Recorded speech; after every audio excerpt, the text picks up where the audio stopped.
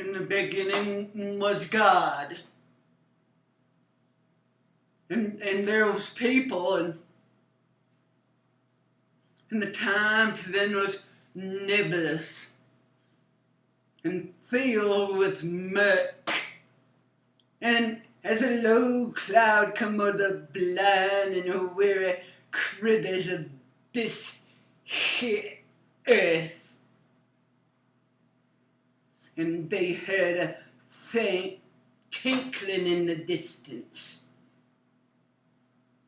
And in that distance were God.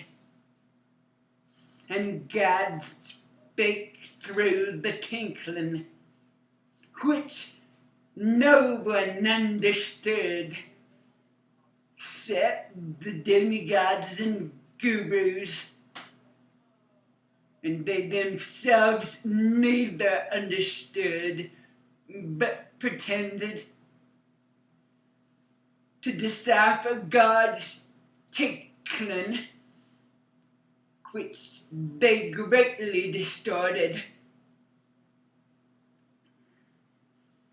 And this led those in the nebulous world to one side or to other, and each side accused the other of being against the great God, and each threatened the other with violence and hell and all manner of terrible atrocity, and soon each faction played out the threats upon the other till the people of each side was severely and irreparably wounded.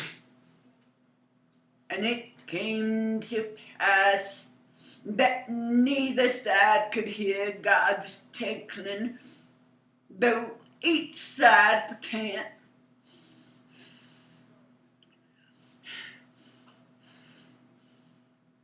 And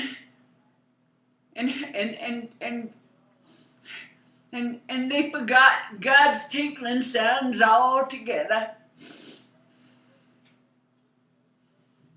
Then God grew weary of the critters who did not understand him, and left the fog and the place in which they lived, and he visited another place.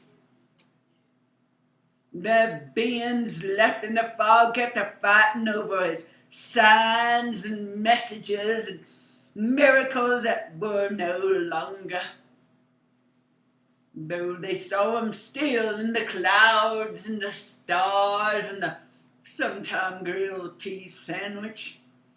And they kept on wounding one and to other, till all was broke and crippled, and with small or large bits of their bodies missing, ears cut off, legs amputate, hearts rent.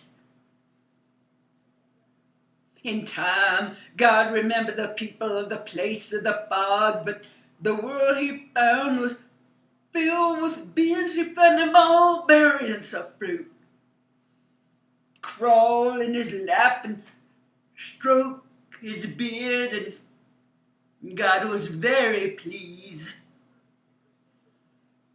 And there, abiding in that same place, in that same beginning, was Eva.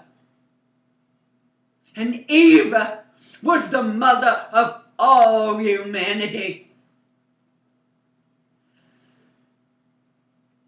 The people come from the woman mother Eva and were covered with blood and fluids and excrement and all the things that make them human.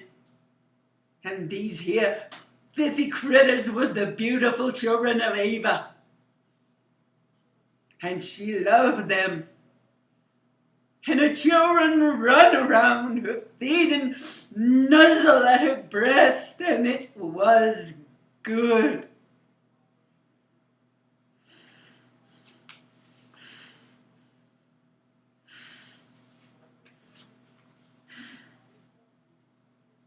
And God was off in another land, the land with no fog, the land of grapes and exotic vegetables, the land of young women running around topless. And all this while, Eva stay home raising her young'uns. And she fed 'em meat and taters, 'cause there wasn't no exotic vegetables. But they was full and happy and play in the dirt and climb the trees. And Eva sent a messenger, and she chose the sparrow, 'cause the sparrow never got to do nothing fun. And also the sparrow reminded her of the children, and the bird flew to the other world. But God sent no reply. And right then and there, Eva was finished with God. Decided he was parsimonious, stingy, and weren't gonna care for his rightful children. So Eva decided she would never ask the old man for help again, and she would raise her children alone.